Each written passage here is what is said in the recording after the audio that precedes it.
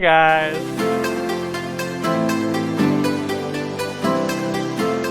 Sorry it's been a while. I've been busy, I've been stressed. It's been hot. As you can tell, I am shiny. Got a new light, got a microphone, doing things better. I'm in a new scene. I thought my bedroom was a little less distracting and a little bit better for me to be up close and personal with the camera. Anyway, if you're new if you're new to my channel, go ahead and like, comment, subscribe, turn on that notification bell. If you like this video, if you don't, go ahead and cyberbully me. No, just kidding. Just kidding. Boop. Anyway, it's been a weird time these last few months. I feel like everyone's so serious, so like angry, just a lot of anger, myself included, and I don't really feel like being angry. The reason I started this channel was to be happy, to make people happy, maybe laugh, maybe comment, talk some shit. Anyway, I thought why not do something fun today, and I'll show you a plant haul. I've been shopping around a few different nurseries, a few different garden centers, some big box stores. I'm gonna take you through a few different plants that I bought, and they're not super expensive. I know some people, they don't want to spend like hundreds of dollars on plants, and I get it because I'm broke. We're all broke. So let's get started. So this gal is a Hoya. It's a tricolor Hoya. I bought it in like a 2-inch pot. They're kind of pricey. Hoyas in general are a little more pricey than your average like basic plant.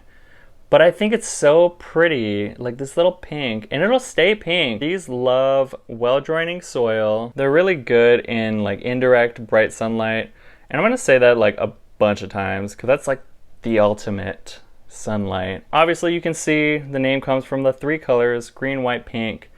They are climbing and they will literally scale your wall.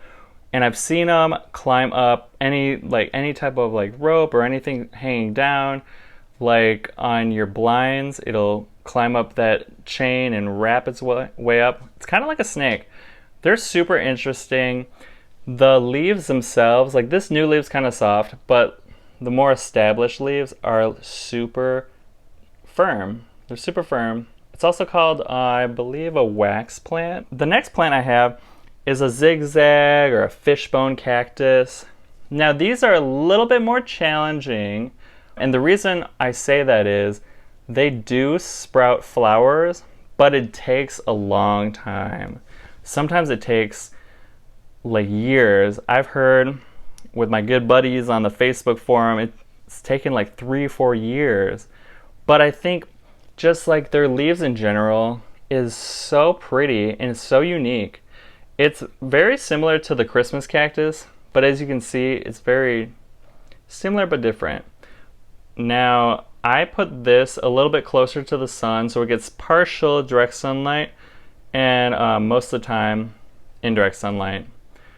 These, like most cacti, do really well in well-draining soil. Now you guys, this one's really cool. I've seen it all over the internet. I've never seen it in person. And I think it's very similar to the Monstera Deliciosa. I'll show you why. This is called a lickety-split Philodendron, similar to the Monstera Deliciosa, but different. As you can tell, it has very unique features. This is a brand new leaf, and it's so delicate and so vibrant. It's just beautiful. It's amazing. And it's pretty good size for really just a baby. They unfurl, let me try to show you. Kind of like how a Monstera unfurls. It'll start right here. This is going to be a new leaf. It'll start kind of like, it'll climb up the stem and then all of a sudden it'll like detach itself and then unfurl. And then you'll get a huge new leaf. And what's crazy is the new leaf is much bigger than the old leaves. Now these do well in indirect sunlight. However, you can also have it kind of in the shade area. I actually have it in the corner of my apartment because I don't have room. This next plant is they're all really pretty and they make me so happy. I hope they make you happy. This is called a calathea. It reminds me of like tie-dye. I bought this bad boy from Home Depot, and I don't know if you can see, some of the leaves were damaged, but this is like the best of a bad bunch.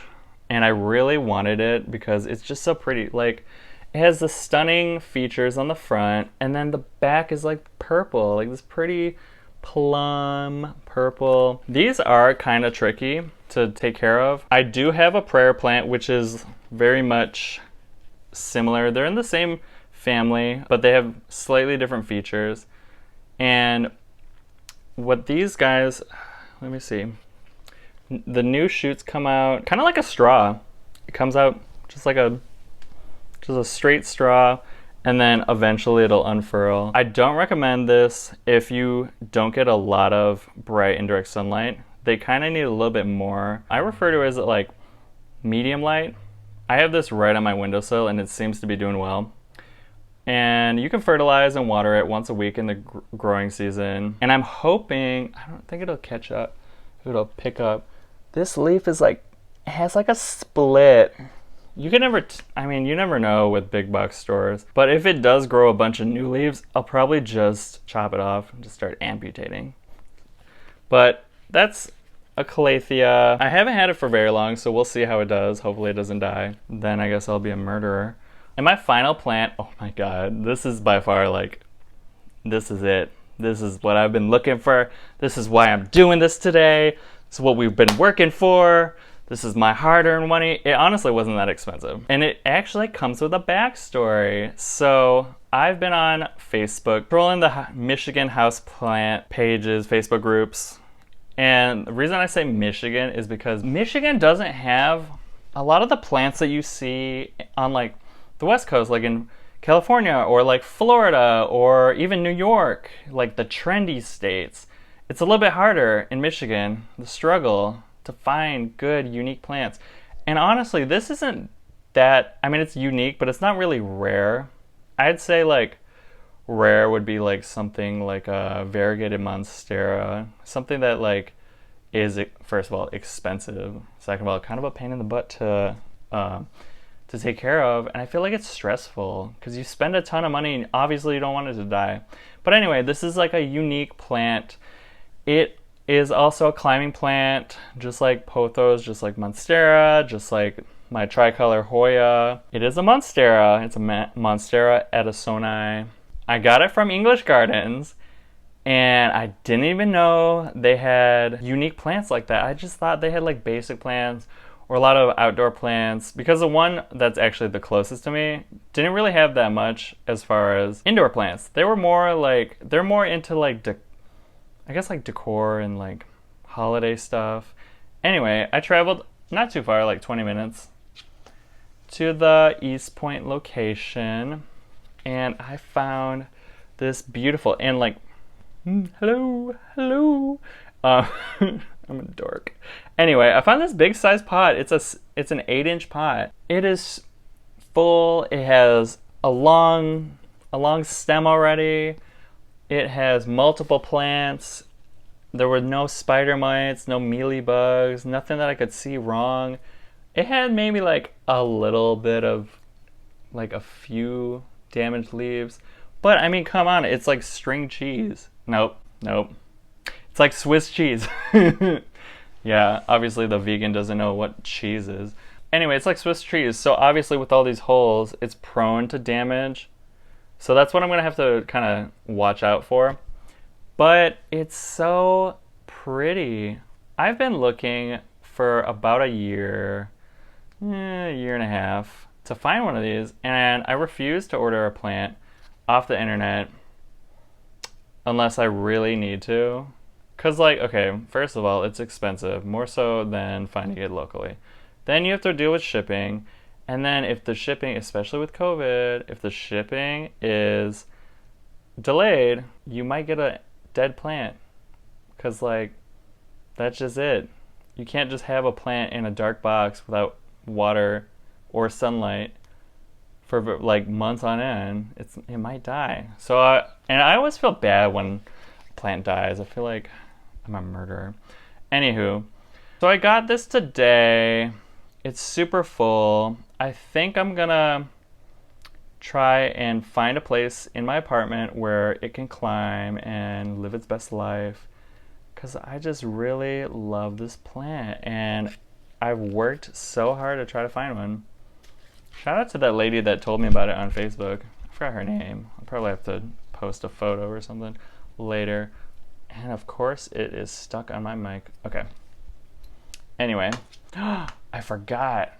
Ooh, I have one more. So, it's this rubber plant right here. And you might, okay, if you follow me, like my mom, hi mom, she might be like, Jason, you have a rubber plant. What are you doing? You're not supposed to be spending money.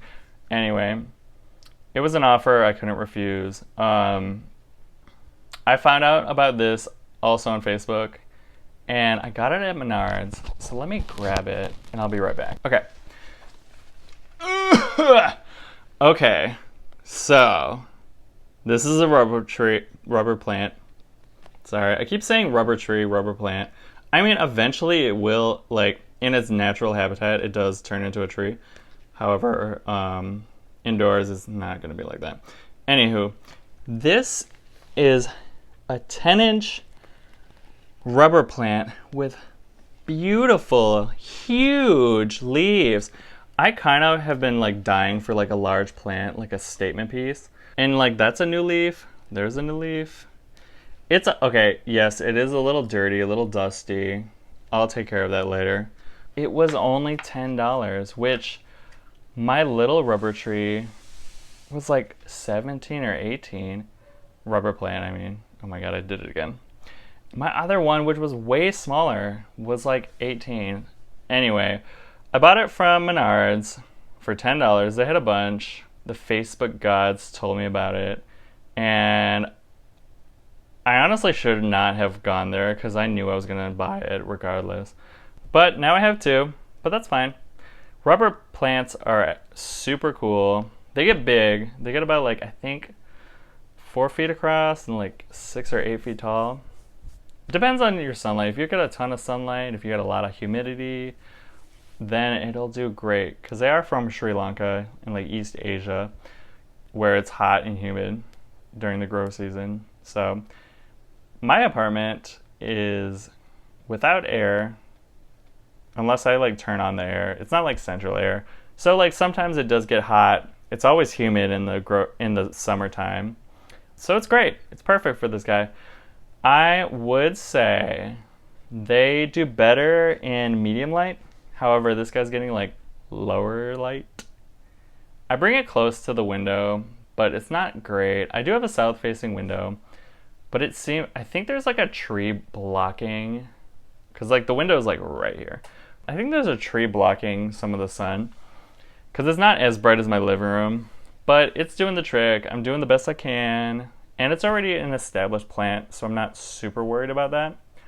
But yeah, that was my plant haul. I hope everyone liked it. I went to a bunch of stores, because I've been so, not even sad, just, like, pent up, frustrated, kind of angry, trying not to be angry. And, like, plants are awesome. They make you happy. Anyway, I'll see you guys later.